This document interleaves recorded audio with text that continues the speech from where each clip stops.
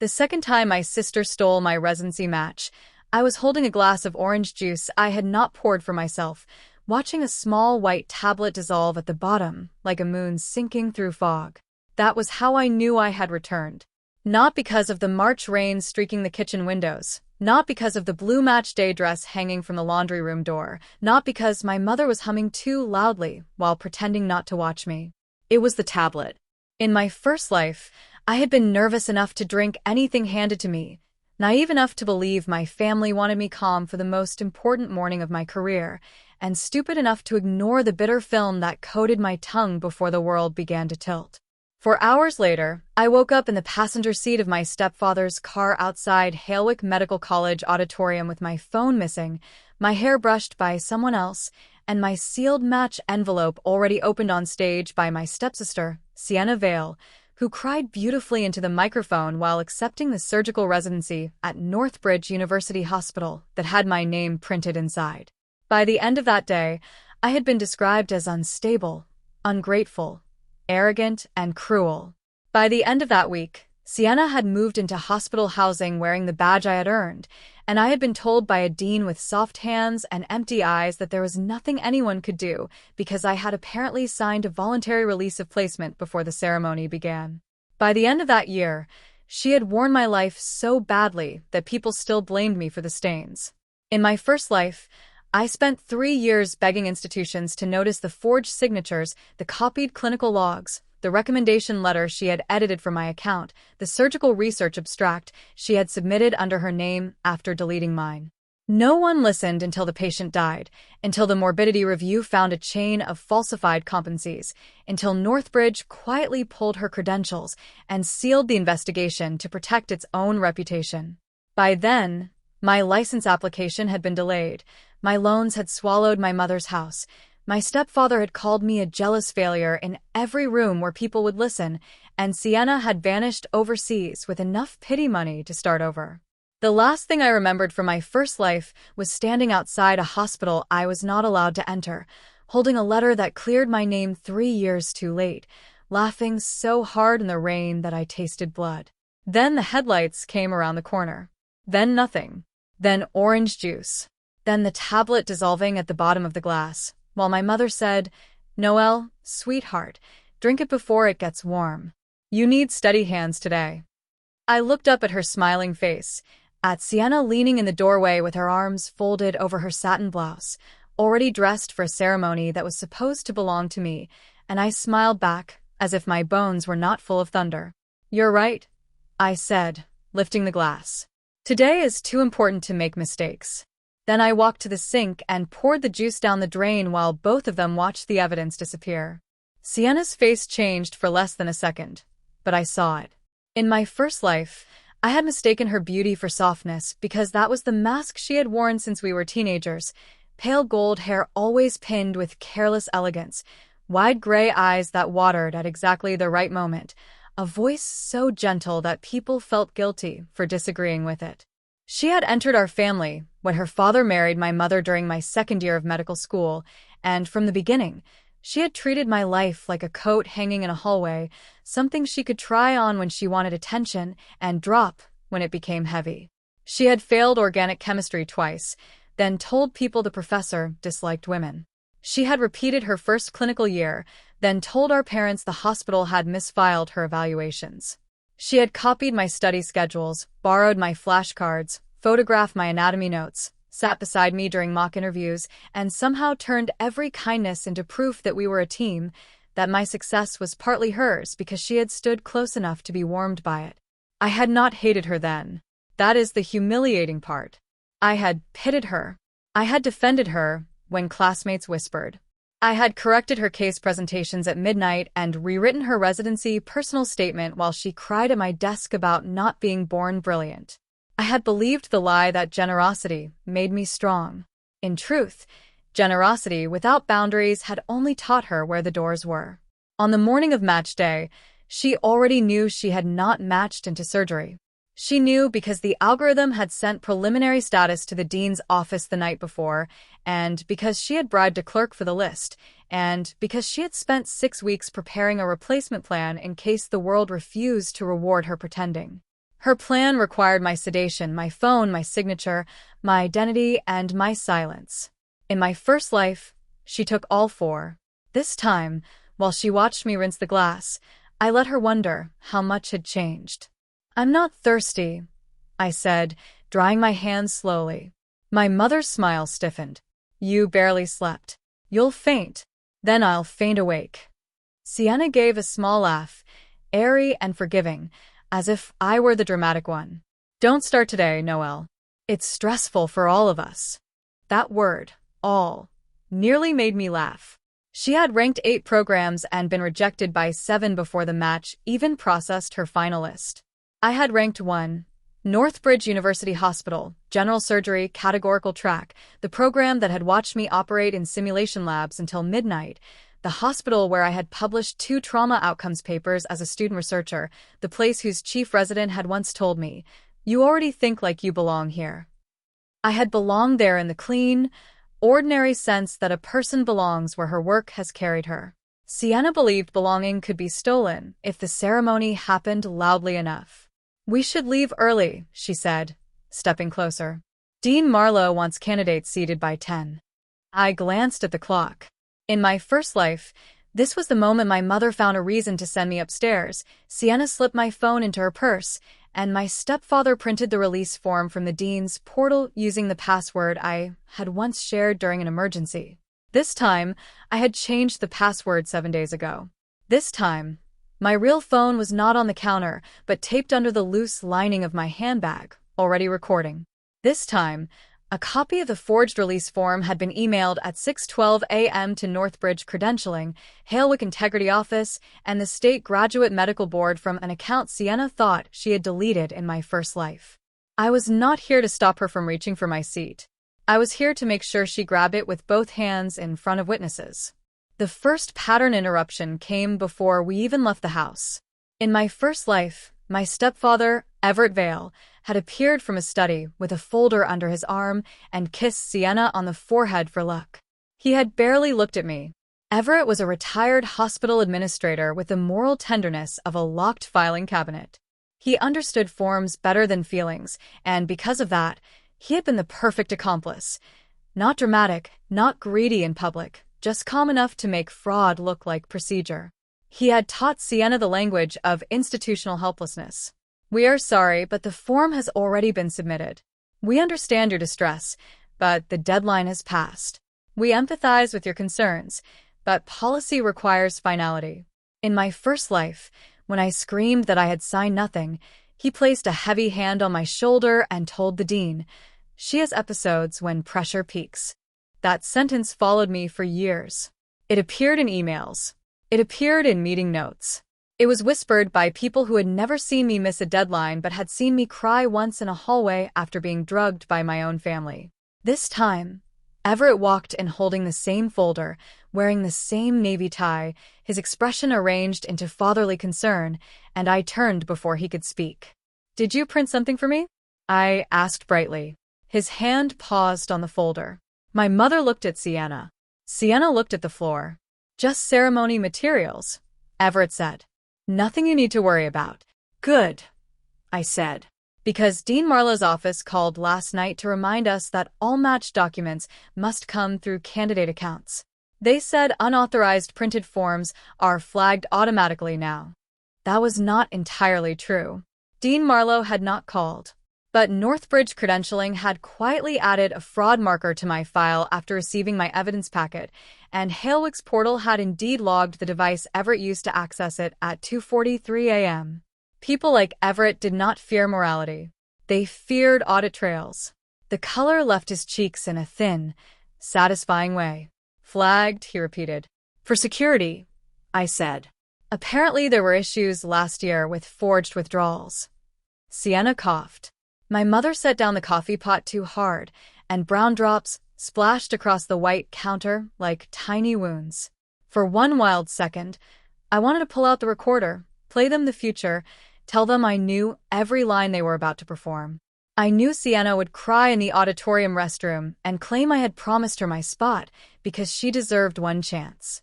I knew Everett would hand Dean Marlowe a forged release, while my mother blocked the door and told me family sacrifice was not humiliation. I knew the dean would choose convenience over truth because a ceremony could not be delayed for one hysterical woman. I knew Sienna would say into the microphone, "My sister taught me that medicine is service," while wearing my name beneath her smile. But revenge is not confession. Revenge is timing. So I picked up my handbag, slipped the folder from Everett's arm as if I were only curious, opened it, and saw the forged voluntary release exactly where it had been in my first life. My signature copied from an old loan document, my candidate number typed beneath it, Sienna's name already inserted as the accepted alternate for Northbridge. I let my eyes rest on the page just long enough for the recorder to capture the rustle. Then I placed it back in his hands. "Careful with ceremony materials," I said. "Paper cuts can be dangerous." At Halewick Medical College, match day had always looked like joy if you stood far enough away. Balloons in program colors floated above the auditorium doors.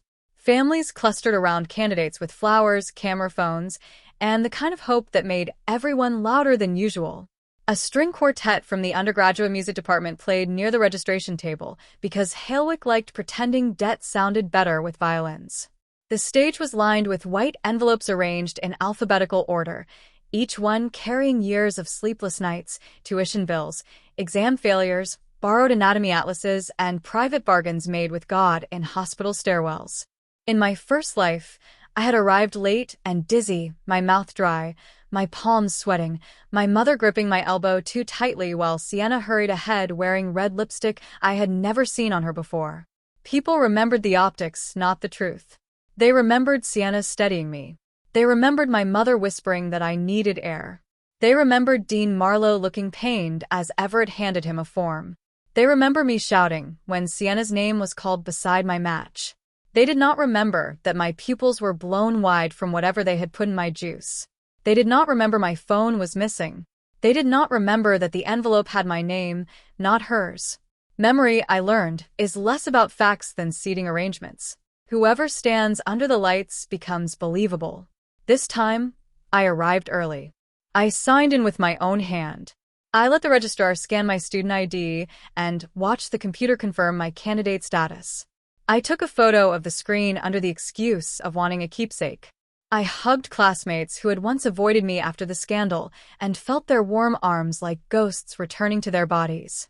I let Professor Ilian, my trauma surgery mentor, squeeze my shoulder and say, "Northbridge would be lucky to have you," though I already knew luck had very little to do with what would happen next. Across the lobby, Sienna was performing anxiety for an audience of my relatives.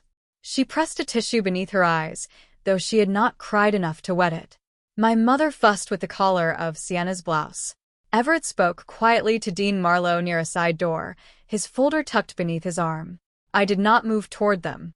Instead, I walked to the poster board where candidates had pinned photographs from their rotations, and I placed one new photo among them.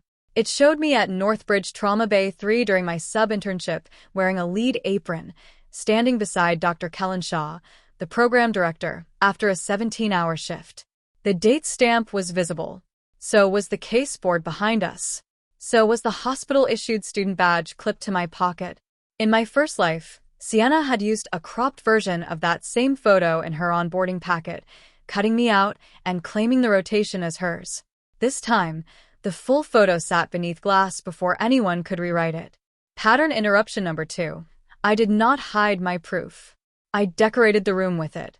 Sienna found me 5 minutes before envelopes were scheduled to open. She came alone, which meant the performance was about to begin. "Noelle," she whispered, catching my sleeve near the auditorium aisle. Her hand was cold. "Can we talk somewhere private?" In my first life, this request had sounded vulnerable. This time, it sounded like stage direction. I looked past her at the families filling the seats, the dean testing the microphone, the envelopes gleaming under the stage lights. "We can talk here." Her eyes flicked toward the crowd. "Please. Don't make this harder than it has to be." There it was, the sentence every thief uses when the lock resists. She pulled a folded paper from her clutch. Not the release form Everett held, but a second copy, cleaner, updated, prepared for my signature in case the first failed. "I know you matched," she said, voice trembling with practiced shame. I know it's Northbridge. I know it should be yours. But I need you to understand something. If I don't get a residency this year, I'm finished. I'll be the failure in the family forever. You'll match again. You're brilliant. People love you. You can survive one delay. I can't. For a heartbeat, the old me rose up inside my chest, the tired girl who had spent years translating other people's selfishness into pain she could forgive. I remembered every night Sienna sat on my bed crying that she was not enough. I remembered my mother telling me strength meant carrying the weaker person. I remembered believing that being chosen by a hospital was less important than being loved by a family. Then I remembered the rain. I remembered the headlights. I remembered laughing with a clearance letter in my hand while no one answered my calls. You're right, I said softly. Sienna froze. I am. If you don't get a residency this year, you're finished. Relief flashed across her face so quickly it almost looked innocent. She pressed the paper toward me. Then sign. Just say you're withdrawing for personal reasons. Dad already spoke to Dean Marlowe. He'll help transfer the placement to me as an institutional exception. We'll explain later. I'll owe you forever. That was the third pattern interruption. In my first life, I had slapped the paper away and shouted. This time I took it. I read every line slowly enough for the camera above the auditorium aisle to capture my stillness. The wording was worse than I remembered. I voluntarily release all claim to the Northbridge University Hospital categorical surgery position and endorse alternate candidate Sienna Vale for institutional substitution. It was absurd. It was not how the match worked. It was not legally clean. But corrupt people rarely need a perfect document. They only need a rushed administrator, a dramatic moment, and a victim too shocked to speak in paragraphs. Do you have a pen? I asked. Sienna's lips parted. Her hand shook as she gave me one. I uncapped it, pressed the tip to the signature line, and wrote one word in neat blue ink. Declined. Then I handed it back. That is my answer. Her face emptied. Noelle. If you want my residency, I said, smiling, you'll have to steal it properly. She did. That was the part one needed. Sienna had always been dangerous because she preferred borrowed legitimacy, but desperation made her crude. 10 minutes later, as the dean began his speech about futures and service, she disappeared through the side door with Everett. My mother sat beside me, rigid as a church pew, whispering that I had embarrassed the family. I folded my hands in my lap and listened to Dean Marlowe tell 300 people that medicine required integrity. The word landed on the room like a joke no one was allowed to understand yet. Envelopes were distributed in alphabetical order. Candidates screamed, sobbed, collapsed into hugs, held up signs, called grandparents. My envelope reached my row, sealed and perfect, with Noelle Arden printed across the front in the registrar's square black font. I opened it slowly, because even though I knew what it said, some small wounded part of me needed to see the life I had earned still printed in black ink. Northbridge University Hospital, General Surgery, Categorical. For 2 seconds, the auditorium disappeared, and I was just a girl who had survived cadaver lab, night shifts, board exams, humiliating attendings, rejection, grief, and the private terror that wanting something too much made me weak. Then Dean Marlowe cleared his throat at the microphone. Before we conclude, we have a special institutional announcement. A hush moved through the room. My mother gripped my wrist. I did not pull away. Sienna walked onto the stage, wearing the expression of someone approaching a martyrdom she had rehearsed in mirrors. Everett stood near the steps. Dean Marlowe looked older than he had 10 minutes before. Due to exceptional circumstances, he said, refusing to look at me, Hailwick Medical College has approved a candidate placement adjustment in coordination with Northbridge University Hospital. The room murmured. Professor Ilian stood up near the front row. What adjustment? He called. The dean's jaw tightened. Miss Sienna Vale will be joining Northbridge's incoming surgical residency class. Sienna covered her mouth as applause began uncertainly, seated by my relatives, then spreading because crowds hate silence more than injustice. My mother leaned toward me and whispered, "Smile. Don't you dare ruin this." In my first life, this was where I broke. This time, I stood. Not dramatically. Not with tears. I stood because the auditorium camera had shifted toward the stage, because several classmates had turned their phones toward me, because the trap was strongest when the stolen thing was accepted publicly. Sienna took the microphone. "I know this is unusual," she said, voice trembling. "But my sister Noelle has shown me what sacrifice means. She decided that my dream deserved a chance too." People turned toward me, hungry for the shape of my reaction. You smiled daher. It was not a kind smile. It was not cruel either. It was a receipt. "Congratulations," I said loudly enough for the front rows to hear. "Make sure you sign everything they give you." Professor Ilian looked back at me, confusion sharpening into suspicion. Sienna, poor actress that she was, mistook my calm for defeat. She smiled through tears and lifted my future over her head like a trophy. By lunch, the photo was online. By dinner, Northbridge Credentialing had asked her to complete emergency onboarding paperwork.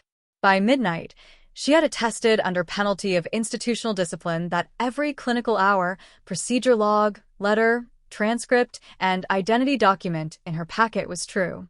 That signature was the door closing behind her.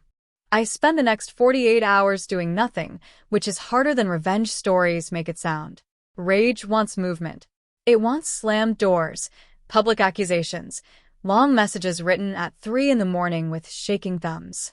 But I had learned in my first life that truth shouted too early becomes noise. So I let them celebrate. I let Sienna post a photograph in a white blazer with a caption, "Dreams choose the brave." I let my mother send it to relatives who had not called me in years.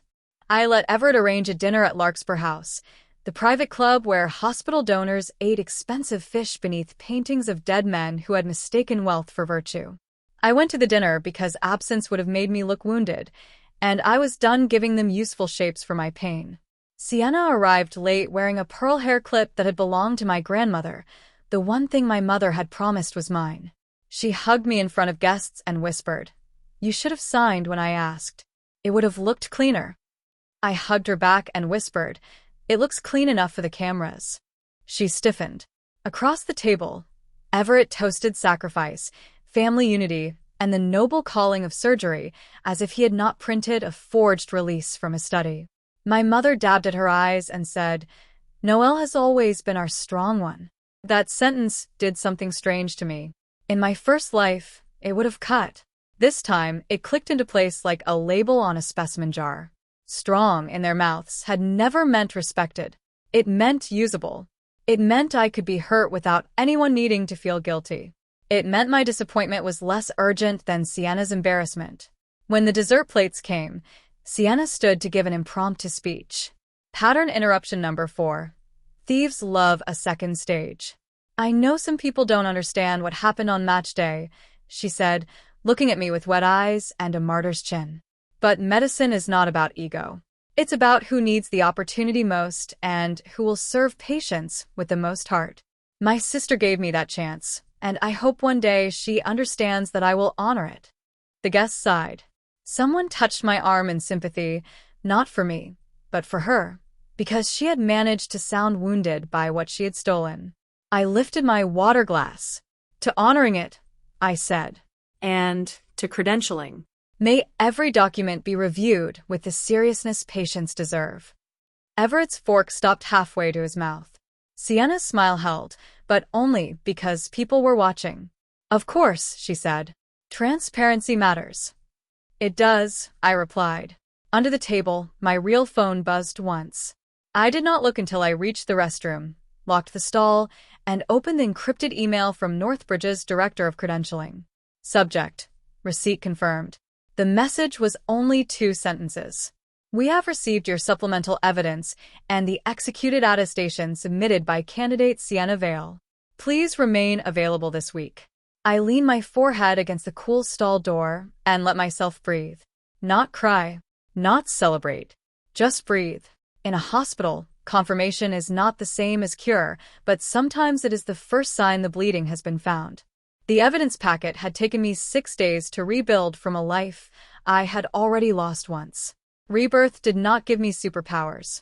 It gave me memory, and memory, if organized properly, becomes a weapon that looks like administration. I knew Sienna's fraud because I had spent my first life proving it after no one cared. I knew which clerk she bribed for preliminary match information because the clerk confessed during the sealed review. I knew which recommendation letter she altered because the professor's original had been recovered from an archived server. I knew which clinical logs were mine because I had written them in a format so particular that even my commas had fingerprints. I knew the trauma rotation she claimed at Northbridge was impossible because she had been physically present at a dermatology remediation seminar 2 states away on 3 of the logged dates. I knew she had never completed the vascular surgery sub-internship she listed because the attending died before the evaluation date she forged. I knew the rural obstetrics clerkship was invented because the clinic had closed for flood damage that month. In my first life, these facts emerged too late, scattered across hearings, affidavits, and the kind of institutional apologies that never say sorry without also saying confidential. This time, I sent them before the theft. Not as an accusation from a jealous sister, as a documentation concern from the candidate whose files had been accessed without authorization. The packet contained portal login records, metadata from my original case logs, screenshots of Sienna's edited versions, witness names, date conflicts, and a note asking credentialing to verify independently before contacting my family. I did not ask them to punish her. That would have made it personal. I asked them to protect patients. Institutions move slowly when your pain is the problem. They move faster when liability enters wearing a white coat. On Wednesday morning, Northbridge asked Sienna for clarification on discrepancies in her clinical procedure list. She forwarded the email to Everett, who forwarded it to Dean Marlowe, who called me 6 times before noon. I ignored the first 5 and answered the 6th while sitting in the medical library, surrounded by students studying cardiology, as if the world were still ordinary. "Noel," the dean said, voice tight with professional warmth, "there seems to be confusion at Northbridge. They are reviewing materials connected to your file and Sienna's onboarding. I need you to come in so we can resolve this quietly." "Resolve what?" I asked. "The institution does not benefit from conflict." "That isn't an answer." He exhaled. "Your family made certain representations on match day. You did not object in a formal manner at the time." "I congratulated her," I said. "Yes, which suggests consent." "No, Dean Marlowe. It suggests volume control." Silence. Then, more sharply, "Are you attempting to sabotage your sister's career?" I looked at the open anatomy atlas in front of me, at the branching vessels drawn in clean red and blue, and thought how beautiful the body looked when someone honest labeled it. "If her career can be sabotaged by verifying her credentials," I said, "then I'm not the danger." By Thursday, the story had begun to mutate without my help. Sienna told classmates I had snapped and sent a jealous complaint to Northbridge. Everett told donors that credentialing audits were routine. My mother told relatives that I was exhausted and grieving my sacrifice. Dean Marlowe told the faculty there had been a misunderstanding involving sibling rivalry and paperwork. Everyone chose the version that protected the thing they loved most: image, money, convenience, innocence. The only person who did not speak publicly was Dr. Kellen Shaw, Northbridge's surgical program director, and his silence made everyone nervous. In my first life, I had met him only twice after the scandal. The first time, he looked at me like a problem. The second time, 3 years later, after the investigation cleared my logs, he looked at me like a consequence. "We failed you," he had said then, standing in a conference room with rain on the windows. "I know," I had answered, because by then apology had become a language I did not trust. This time, on Thursday afternoon, he called me directly. His voice was calm, low, and stripped of ceremony. "Dr. Arden," he said, "using the title medical schools give graduates before hospitals decide whether to respect it. I am reviewing a set of documents that indicate your match position was altered without standard process." Hearing someone say it plainly did something dangerous to my throat. I had prepared for suspicion, condescension, caution. I had not prepared for accuracy. "Yes," I said. "Did you sign a voluntary release?" "No. Did you authorize Sienna Vale to use any portion of your clinical logs, research materials, recommendation letters, or Northbridge student evaluation packet?" "No. Did you administer or approve any of the documents submitted under her name? No, a pause. I heard papers shift on his desk. There is also a concern that you may have been impaired on match day in an earlier draft of events your family provided to Halewick. Were you impaired? I almost laughed. Of all the horrors to return to, this was the strangest mercy, being asked a question that left room for truth. They tried to drug me, I said. This time I saw it. The silence changed. It became less administrative. This time, he asked. I closed my eyes. Rebirth is impossible to explain to people who believe in policy. I mean, I noticed before I drank it, I said.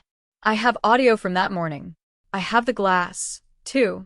I placed it in a sealed bag, though I know chain of custody may be imperfect. Do not give it to Halewick, he said immediately. Do not give it to your family. Preserve it. Northbridge Legal may contact you. Separately, the credentialing committee is meeting tomorrow regarding Ms. Vale's eligibility to begin orientation. Tomorrow. In my first life, tomorrow had taken 3 years. I gripped the phone until my knuckles hurt. What happens to the residency position? I asked, hating that my voice revealed the child inside me still standing in front of an unopened envelope. First we determine whether the current occupant has any lawful claim to it, he said. Then we determine how much damage was done by the people who helped her stand there. It was not comfort. It was better. It was a scalpel. Friday morning, Sienna came to my apartment wearing hospital scrubs she had not earned. She had somehow obtained them from the Northbridge welcome package, pale blue with the logo embroidered over her heart. In my first life, seeing her in those scrubs had made me sob. This time, it made her look like a child in a stolen costume too expensive to stain. I opened the door, but kept the chain latched. She stared at the metal links as if they personally offended her. Let me in. No, this is my career. That's a generous description. Her face twisted, and for once the softness vanished.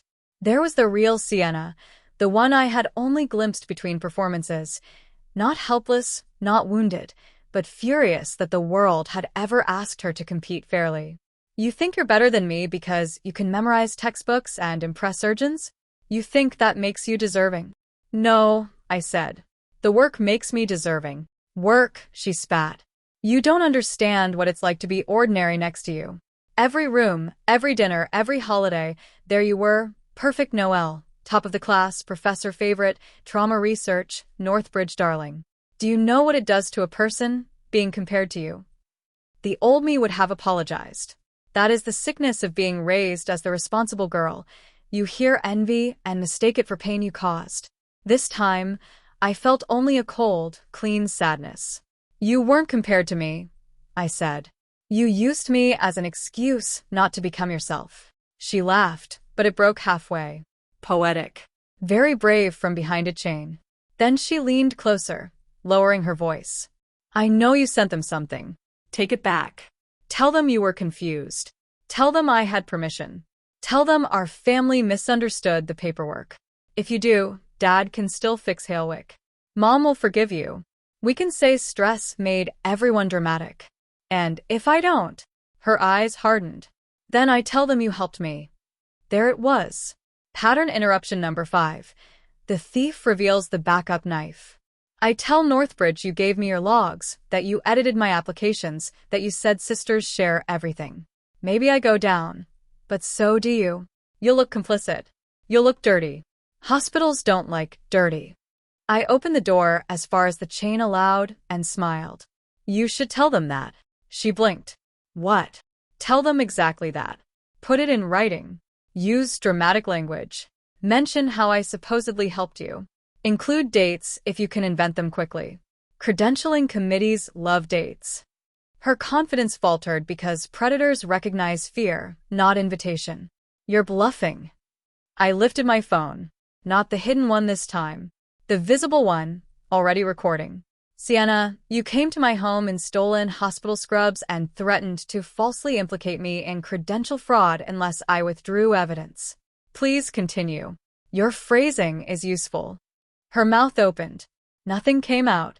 Somewhere behind her, the elevator dinged, and my neighbor stepped into the hallway holding a bag of groceries.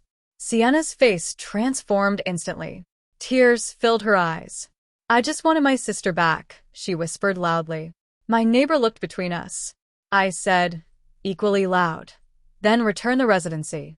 Sienna left without another word, but she was shaking so badly that the Northbridge logo over her heart trembled. The credentialing meeting happened behind closed doors, but closed doors do not mean silence when enough people are frightened. By noon, Dean Marlowe's assistant had called me twice. By 1, Everett had texted, "We need to discuss family legal exposure," which was the closest he had ever come to admitting we were family. By 2, my mother sent a voice message that began with crying and ended with, "You have always been cruel when you feel wronged." I deleted it after saving a copy. At 3, Professor Ilian appeared beside my table in the hospital library with 2 coffees and the expression of a woman who had finally found the source of a bad smell. "I spoke to Kellen Shaw," she said, sitting without asking. "He couldn't tell me details, but he asked whether you had ever shared your Northbridge packet with Sienna." I said absolutely not. My fingers tightened around the cup. "Thank you." She studied me. "Noelle, how long has this been happening?" The question was too kind. Kindness at the wrong moment can be more dangerous than cruelty because it invites collapse. I looked at her gray hair pulled into a severe knot, at the tiny scar near her thumb from an old scalpel slip, at the mentor who had once told me surgeons should never confuse steadiness with numbness. "Longer than I admitted," I said. She nodded as if that was enough. "The board will ask why you did not report sooner." "I know. Tell them the truth." "Which part?" "The part where you learned institutions punish messy victims faster than polished liars." That nearly broke me. I swallowed hard. "Will they listen?" Professor Ilian leaned back. "They will listen because Northbridge does not want an uncredentialed resident touching patients. They will listen because the state board hates forged clinical hours. They will listen because your evidence is excellent. Whether they listen for the right reasons is irrelevant for now." That was the most surgical comfort anyone had ever offered me. Not soft, not hopeful, but practical enough to live on. At 4:30, my email chimed. Northbridge credentialing requested my presence Monday morning for formal review. At 4:32, Sienna posted a story from inside hospital housing, showing a welcome basket on a desk, captioned, "First week nerves, but God opens doors no one can close." I stared at it until my reflection darkened on the screen. Then I sent it to credentialing. Not because it mattered legally, but because arrogance is documentation when attached to a timestamp. At 5, Dr. Shaw emailed one line. "Please preserve all communications from Ms. Vale and any Halewick administrators." At 5:01, I began forwarding everything. Every text, every voicemail, every photo, every forged form, every little performance they believed would dissolve once the audience moved on. Revenge, I was discovering, was not fire. It was refrigeration. Preserve the specimen. Let the lab do its work. Monday morning arrived with the sterile brightness of a hospital hallway before visiting hours. Northbridge University Hospital rose over the city in glass and limestone, its windows catching the pale sun like hundreds of watchful eyes. In my first life, I had stood outside those doors as a visitor after the scandal, my badge deactivated, my name removed from the incoming roster, watching interns in short white coats hurry past with coffee and fear and futures. This time, I walked in through the credentialing entrance, carrying a binder so heavy it made my shoulder ache. The security guard scanned my temporary visitor code and said, "Third floor, Conference Suite B." He did not know he was letting a ghost back into the building that had once buried her. Conference Suite B held a long table, a wall screen, 2 hospital attorneys, Dr. Shaw, the director of credentialing, a representative from the Graduate Medical Education Office, Professor Ilian as my faculty witness, and 1 empty chair across from mine. Sienna arrived 7 minutes late with Everett and Dean Marlowe. She wore a cream blazer instead of scrubs, perhaps finally understanding costumes could be evidence. My mother was not there. Cowardice often calls its self-sensitivity. Sienna's eyes found me first, and for a moment, beneath the powder and mascara, I saw the sleepless girl underneath. Not guilty. Angry. There is a difference. The director of credentialing, a compact woman named Ms. Bell, began without pleasantries. This is a preliminary review concerning the eligibility of Ms. Sienna Vale to commence postgraduate medical training at Northbridge University Hospital and the alleged unauthorized alteration of Dr. Noel Arden's matched placement materials. Everett raised a hand as if chairing a board meeting. Before we proceed, I want to clarify that this family matter has been blown out of proportion by emotional. Ms. Bell looked at him over her glasses. Mr. Vale, you are present only because your name appears on documents submitted to Halewick. You are not counsel. Interrupt again, and you will wait outside. I liked her immediately. Dean Marlowe cleared his throat. Halewick is committed to full cooperation. Dr. Shaw said, Halewick announced a placement adjustment on stage without written confirmation from Northbridge. The dean's mouth closed. Pattern interruption number 6. The powerful discover the room is not theirs. Ms. Bell opened a folder. Ms. Vale, did you submit the onboarding packet dated March 19th? Yes, Sienna said softly. Did you attest that all clinical logs were your own? Yes, but with context. We will get to context. Did you complete a Northbridge trauma surgery sub-internship from September 3rd to September 28th? Sienna glanced at Everett. I participated in Northbridge learning activities. That was not my question. I completed equivalent experiences. Ms. Bell clicked a remote. My photograph appeared on the wall screen. Me in Trauma Bay 3, date visible, Dr. Shaw beside me. Then another image appeared. Sienna's onboarding file, same photo cropped so only the Trauma Bay board remained. Did you remove Dr. Arden from this image before submitting it as evidence of your rotation? Sienna's lips parted. Everett whispered, Do not answer without counsel. Ms. Bell's smile was thin. That may be the wisest thing you have said today. The review lasted 2 hours, and every minute peeled another strip from the polished version of Sienna Vale. There was the vascular surgery evaluation signed by an attending who had been on medical leave during the listed dates. There was the rural obstetrics certificate issued by a clinic closed for flood repairs. There was the trauma procedure log with my notation style copied, so exactly that one entry included my shorthand for a left-handed instrument setup, despite Sienna being right-handed and never assigned to that operating room. There was the research abstract she had submitted to Northbridge with my statistical appendix attached, metadata showing my laptop, my creation date, my revisions, her final name swap. There was the recommendation letter from Professor Ilian, originally addressed to Northbridge in support of me, altered to support Sienna, with 2 clumsy pronoun changes and a signature block pasted from a departmental memo. Professor Ilian looked so offended by the forgery that even Dean Marlowe leaned away from her.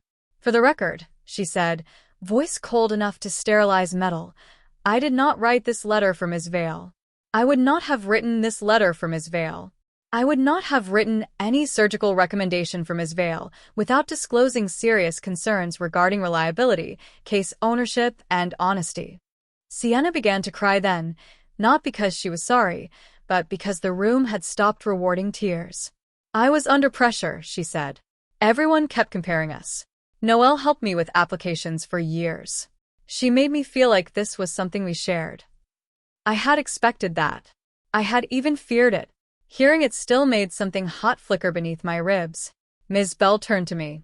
Dr. Arden, did you assist Ms. Vale in preparing her application materials? I reviewed grammar on early personal statements 2 years ago, I said. I did not authorize use of my logs, letters, research, evaluations, images, or match placement. I did not sign a release. I did not consent to substitution. I did not attend any meeting where my position was transferred. The hospital attorney asked, Did you ever represent to Ms. Vale that your clinical work belonged jointly to both of you? No, Sienna wiped her eyes. She's lying. She knew I needed help. She knew I couldn't survive unmatched. I looked at her across the table, at the sister I had once tried to save from embarrassment, and realized she had never wanted rescue. She wanted replacement. Not surviving disappointment, I said, is not a credential. The room went quiet. Dr. Shaw looked down, perhaps to hide his expression. Ms. Bell turned to Sienna. One final question before we recess. On match day, you accepted a Northbridge surgical residency position publicly. Did you know at that time that Dr. Arden had not signed the release form you submitted? Sienna whispered. She refused to help me. That is not an answer. Yes, Sienna snapped, mask cracking. Yes, I knew. She refused. She always refuses unless she gets to be the hero. There it was. The sentence I had come for. Not the whole truth, but enough blood in the water. Ms. Bell nodded to the stenographer. Let the record reflect Ms. Vale acknowledges Dr. Arden refused consent prior to the placement announcement. Everett closed his eyes. Dean Marlowe looked as if he had aged 10 years in one breath. By the end of the day, Sienna's temporary onboarding access was suspended pending final action, and Northbridge issued a no-patient contact order that sounded gentle until you understood it meant the hospital considered her dangerous, to let near a chart. She was not expelled from medicine in that room. Institutions enjoy layers. They suspended, reviewed, referred, escalated, notified, preserved, and investigated. But the practical effect was immediate. Her badge was deactivated, her housing assignment frozen, her employee health clearance revoked, her scrub access canceled, her name removed from the intern orientation roster before she had even learned where the call rooms were. The hospital pulled her credentials that week, just as the title of My Second Life had promised, but real destruction arrived through ordinary emails with subject lines like action required and training eligibility update. Sienna learned the news in the lobby because her badge would not open the resident entrance. I know because I was there, not by accident. Ms. Bell had asked me to remain in the building for a separate interview, and when I came down to the first floor, Sienna was standing at the turnstile, tapping her badge again and again while the light blinked red. Top, red, top, red, top, red. The sound was small, almost polite, and more devastating than applause. 2 incoming interns watched from near the elevators. One whispered her name. Sienna turned and saw me. For a moment, neither of us spoke. The lobby moved around us.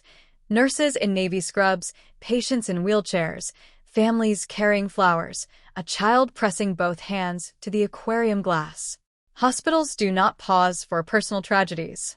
That is one of their cruelties and one of their mercies. You did this, Sienna said. Her voice was raw. No, I said. I stopped helping you hide it. She laughed once, sharp and ugly. Do you feel powerful? I thought about that.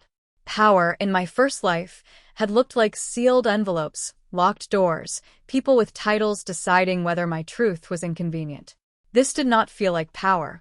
It felt like finally putting a weight down and realizing my hands were bleeding. I feel awake, I said. Everett appeared behind her, phone pressed to his ear, face gray. He looked at me not like a daughter, not even like an enemy, but like a liability he had underestimated.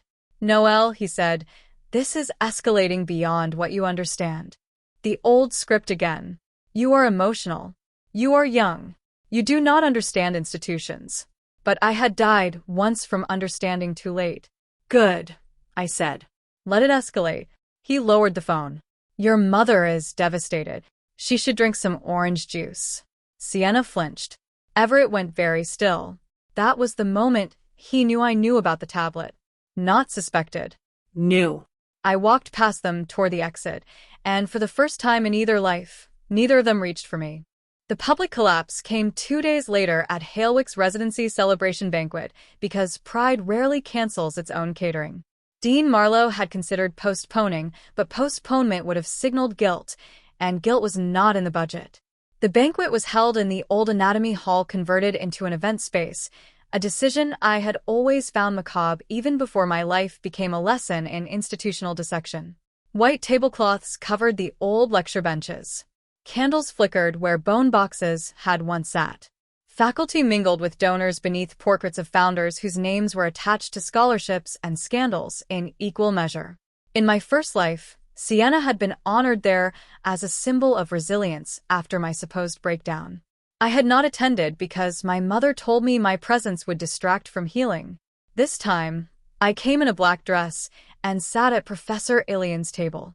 People stared, some with pity, some with curiosity, some with the bright predatory interest of those who enjoy watching reputations change hands. Sienna arrived late with my mother, both dressed in pale colors, both moving as if softness could be armor. Everett did not attend. Legal exposure, apparently, had made family unity less photogenic. Dean Marlowe took the podium after salad and began a speech about the unpredictable road to medicine. He had removed Sienna's name from the printed program, but not from the slideshow. Pattern interruption number 7. Bureaucracy forgets to erase its own evidence. Halfway through his remarks, the screen behind him advanced automatically to a photograph from match day. Sienna on stage, envelope raised, me standing in the audience beneath her, smiling like a woman watching a bridge collapse on schedule. A murmur passed through the hall. Dean Marlowe froze. Then the side doors opened, and 2 representatives from the State Graduate Medical Board entered with Northbridge legal counsel. Not police. Not dramatic enough for a television scene. Just 3 people with folders, badges, and the calm walk of professionals who do not need music to change a room. They spoke quietly to the dean. He left the podium. The microphone remained on. The hall heard one sentence from the board representative before someone cut the sound. We are here regarding the unauthorized placement alteration and credential submission of Sienna Vale. That was enough. The banquet became a living organism suddenly aware of infection. Chairs scraped. Whispers sharpened. Phones appeared under tables. My mother stood so quickly her chair tipped backward. Sienna looked at me across the room, and all her borrowed softness burned away. You wanted this public, she said, voice carrying. I stood because if she wanted a scene, I would give her one with clean edges. No, I said. You made it public when you took the stage. She stepped toward me. You could have protected me. I did. For years. It made you worse. Her face crumpled, but the tears came too late to command the room. You're my sister. That word had been a leash in my first life. This time, it was just a noun. Then you should have known my name was not yours to wear. After the banquet, the official consequences unfolded with the slow violence of institutional paperwork. Halewick opened an integrity investigation into Sienna's academic record, Everett's communications with Dean Marlowe, and the unauthorized access to my candidate portal. Dean Marlowe was placed on administrative leave pending review, which sounded temporary but tasted permanent. The clerk who had sold preliminary match information resigned before she could be interviewed, which only made the board more interested in who paid her. Sienna's degree was not immediately revoked, but her eligibility for postgraduate training was suspended, her state licensing application frozen, and her record flagged for formal review. Northbridge sent a notice to all affiliated sites stating that she was not authorized to represent herself as an incoming resident. The phrasing was dry. The impact was not. Every hospital that had ever rejected her now knew why they had been right. My mother called me 34 times in one evening. I answered on the 35th because avoidance is not healing if it lets the same voice keep owning the room. Noelle, she sobbed, what have you done to your sister? I sat on my apartment floor surrounded by old textbooks I had pulled from boxes because grief makes me organize. I told the truth. Truth without mercy is cruelty. No, I said. Mercy without truth is enabling. She made a wounded sound. She could lose everything. She stole everything. You still have your mind. You still have your talent. She has nothing if this is taken from her. There it was again, because I had something inside me.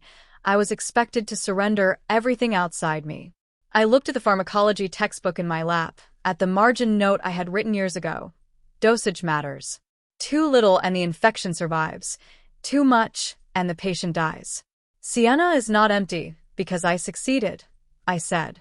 She is empty because you taught her other people were storage. My mother went quiet. I had never spoken to her like that in my first life. I had begged, explained, cried, presented evidence, like a child offering broken glass and hoping a parent would notice the blood. This time, I did not need her agreement to know I had been harmed. You will regret this when she hurts herself, she whispered. It was the cruelest card she had left, and she played it softly. My hand tightened around the phone, but my voice stayed even. If she is in danger, call emergency services. Do not call the person she victimized and ask me to become her medicine. My mother inhaled sharply. You sound cold. No, I said. I sound discharged. Then I ended the call and blocked her for the night, not forever, not as a dramatic declaration, but because sleep is also a boundary. What no one tells you about getting your future back is that it does not slide neatly into place. Stolen years leave dents even when returned early. Northbridge could not simply pretend match day had not happened. The national system had rules, contracts, timelines, committees, and enough liability to make every sentence wear a helmet. Dr. Shaw called me on Friday and asked me to come in for a meeting with graduate medical education. I wore the same blue dress I had planned to wear under my white coat in my first life, not because I was sentimental, but because sometimes the body needs to stand in the place where it once fell. The meeting was smaller than the credentialing review.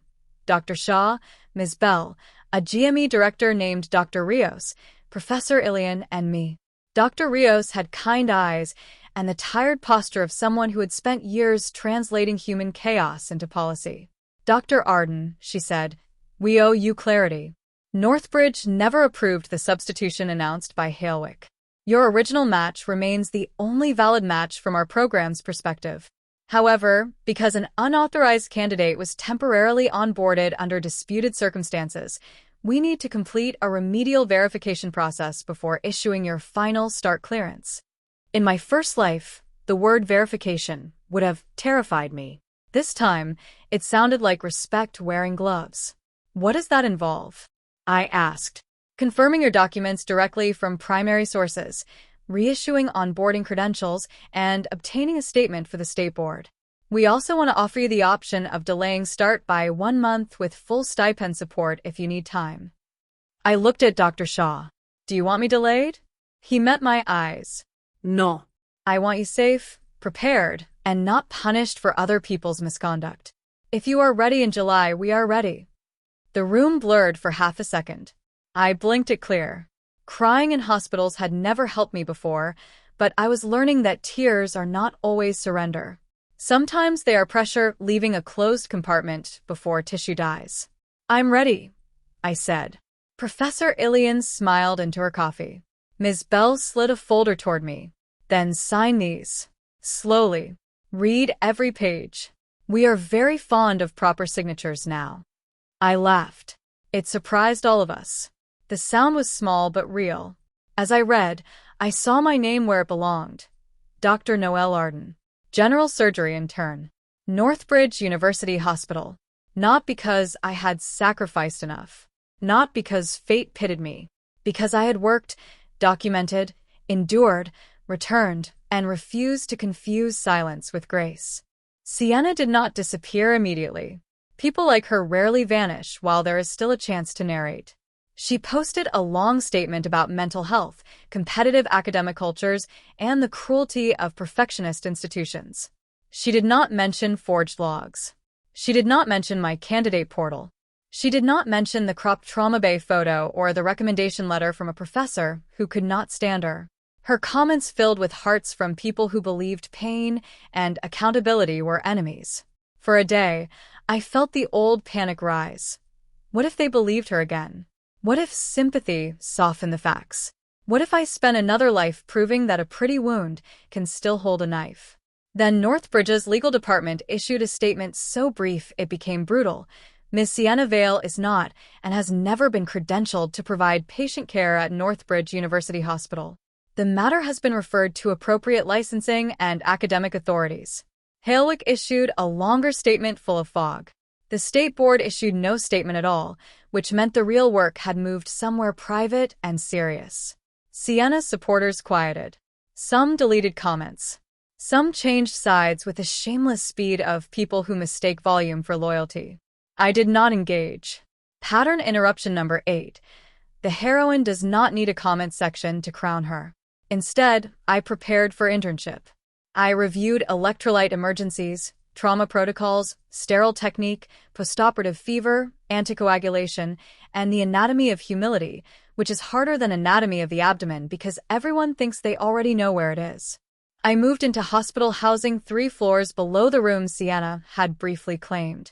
The welcome basket on my desk contained a Northbridge mug, a granola bar, compression socks, and a handwritten note from Dr. Shaw. Earned positions do not become less earned because someone tried to steal them. I read that note once, then put it in the drawer, because some sentences are too important to stare at every day. The night before orientation, I dreamed of my first life. Then, headlights. The letter clearing my name. My own laughter breaking open in the street. But this time, in the dream, I stepped back before the car reached me. Not because I was fearless. Because I heard someone call my name from behind the hospital doors, and when I turned, they were open. Orientation began in the surgical auditorium, the same place incoming interns had sat for decades pretending not to be terrified. 32 of us filled the first 3 rows, each wearing a short white coat that looked too clean to trust. The air smelled like coffee, disinfectant, and new plastic badges. Dr. Shaw stood at the podium and explained duty hours, supervision, escalation pathways, patient safety reporting, and the sacred art of calling for help before pride killed someone. He did not mention Sienna. He did not mention the scandal. That was correct. This room was not her stage. Still, I felt her absence like a missing tooth everyone's tongue kept finding. During the break, an intern named Maya sat beside me and said, "I don't want to be awkward, but we all know something happened. Are you okay?"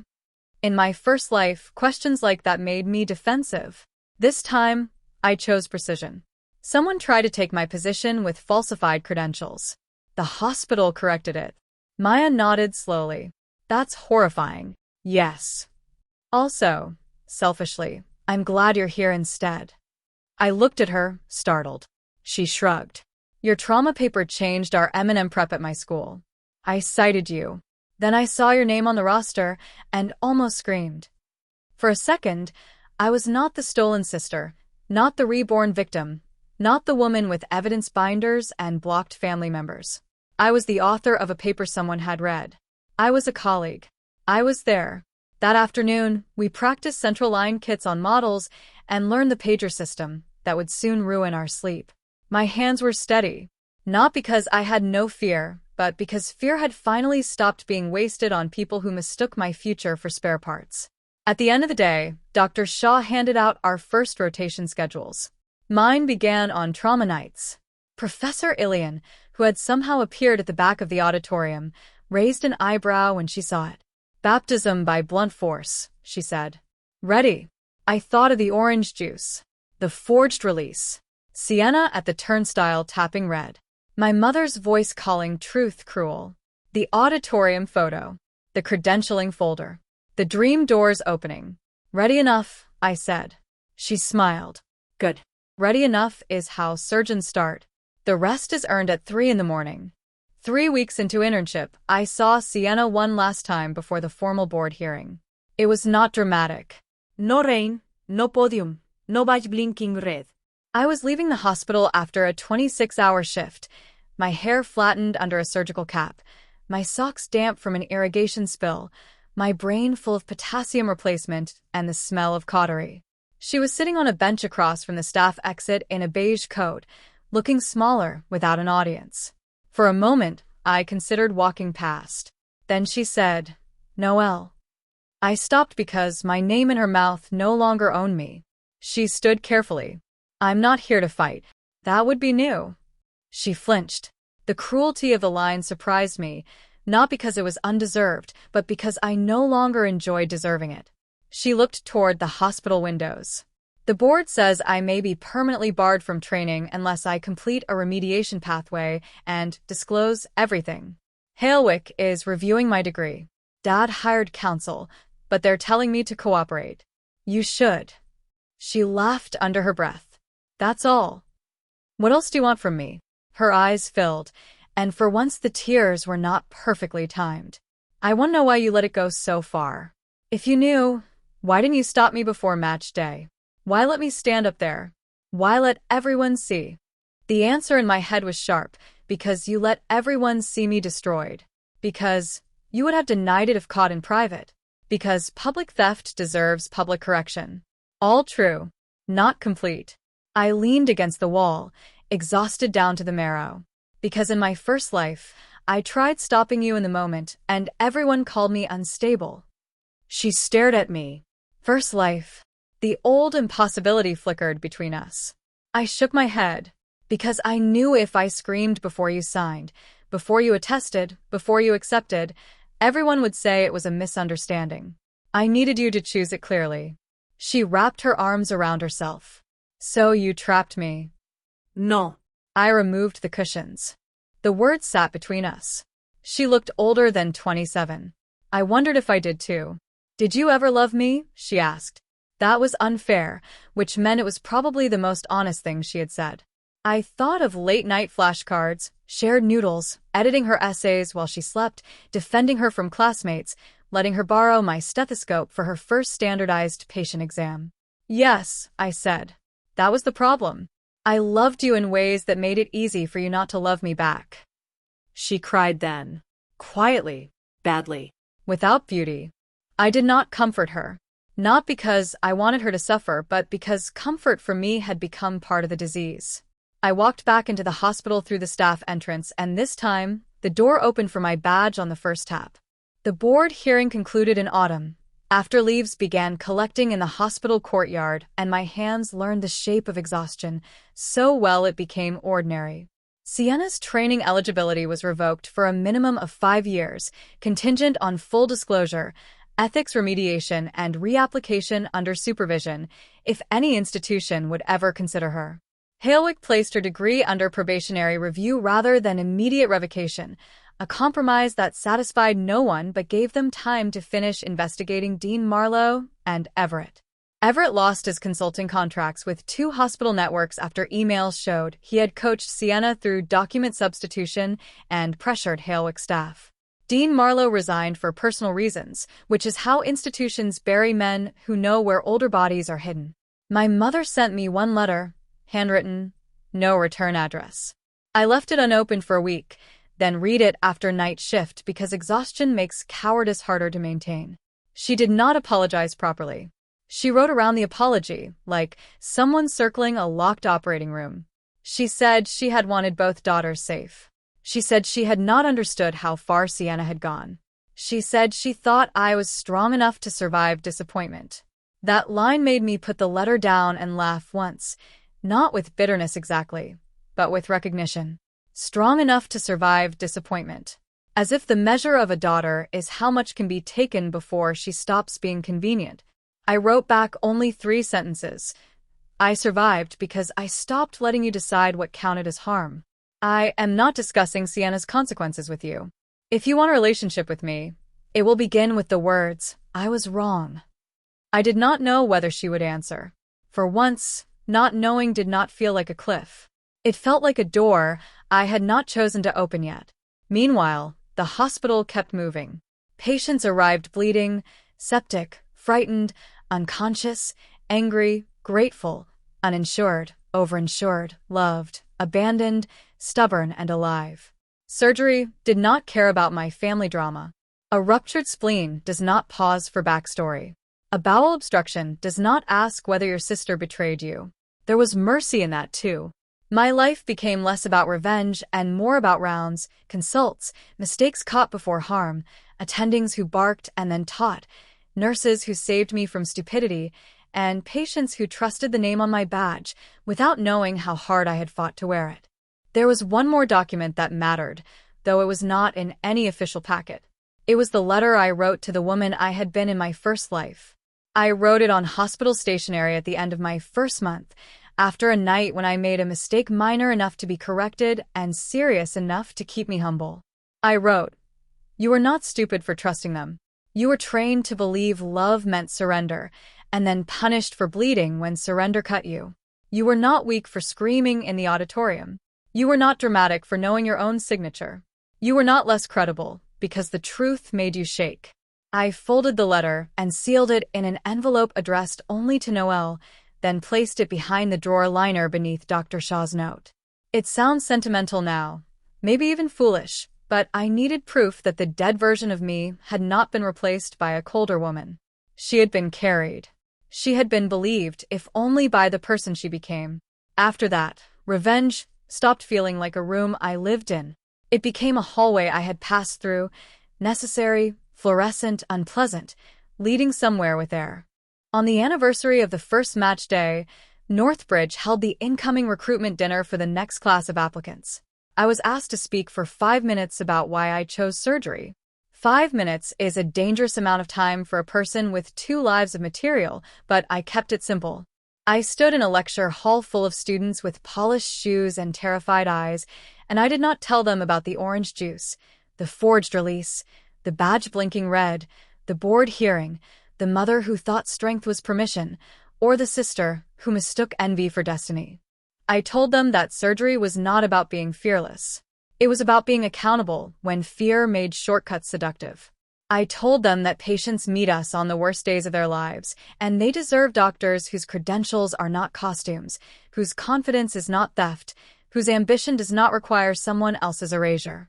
Dr. Shaw stood in the back, arms folded, expression unreadable except for the slight nod he gave when I finished. Afterward, a student approached me and said, "Dr. Arden, is it true you almost lost your spot because someone falsified your file?" The room seemed to quiet around us, though it probably did not. There are questions that open graves if you let them. I looked at her earnest face and decided not to hand her a myth. "Yes," I said. "How did you survive that?" she asked. "In my first life, I had not. That was the secret. I had died with proof in my hand, laughing because vindication without restoration is just a polished headstone. In this life, survival had required more than being right. It had required patience, documentation, witnesses, boundaries, and the willingness to let people reveal themselves before I rushed to rescue them from consequences. I stopped begging dishonest people to validate the truth, I said. Then I gave the truth to people who had a duty to act on it." She nodded as if writing it somewhere inside herself. I hoped she never needed it. That night, after the dinner, I walked past the match day auditorium. The doors were locked, but through the narrow window I could see the empty stage where envelopes would sit again in spring. For a moment, I saw Sienna there, smiling through stolen tears. I saw my mother gripping my wrist. I saw Dean Marlowe holding the microphone. I saw myself standing in the audience, smiling like a woman watching a bridge collapse on schedule. Then the vision passed, leaving only chairs, polished floor, and silence. I touched my badge to the staff door at the end of the hall. Green light. Open.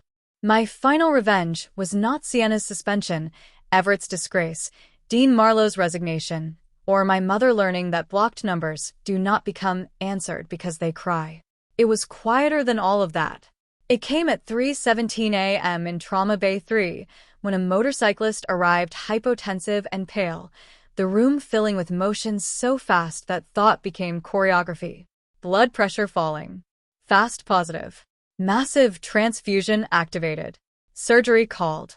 I was at the bedside with gloved hands, placing pressure where pressure belonged, speaking numbers, hearing orders, moving not perfectly but properly, supervised, credentialed, present. Dr. Shaw glanced at me once and said, "Arden with me." We ran to the operating room. Hours blurred into suction, clamps, packs, sutures, decisions, anatomy alive and unforgiving beneath the lights. When it was over, the patient had a chance. Not a guarantee. Medicine is not generous with guarantees. But a chance existed because the people in that room had earned the right to stand there. At dawn, I scrubbed blood from beneath my nails and looked at myself in the metal reflection above the sink. I did not look victorious. I looked exhausted, hollow-eyed, and older than the girl who had once poured orange juice down the drain with thunder in her bones. But I also looked real. No one else's signature had put me in that room. No one else's lie could remove the work from my hands. I thought of Sienna somewhere outside the profession she had tried to enter through a stolen door. I did not wish her dead. I did not even wish her ruined forever. I wished, with a tiredness that felt almost like mercy, that she would one day build a self that did not require burglary. Then I dried my hands, clipped my badge back onto my coat, and stepped into the corridor as the hospital woke around me. The first life had ended with headlights, rain, and a letter that came too late. The second life did not give me justice because I was kind, or because fate loved me, or because suffering automatically becomes reward if you wait long enough. It gave me one morning, one bitter glass, one chance to see the theft before it began. I used it. I let her take my residency match. I let her sign, smile, post, threaten, and stand beneath the lights wearing a future she had not earned. Then I let the hospital read what she had touched. By the end of that week, every credential she carried had turned to ash in her hands. By the end of that year, my name was still on the door she could not open. And when the next emergency pager screamed from my pocket, I answered it, not as the sister who sacrificed, not as the victim who begged, not as the ghost outside the hospital in the rain, but as Dr. Noel Arden, surgical intern, alive, awake, and exactly where I was supposed to be.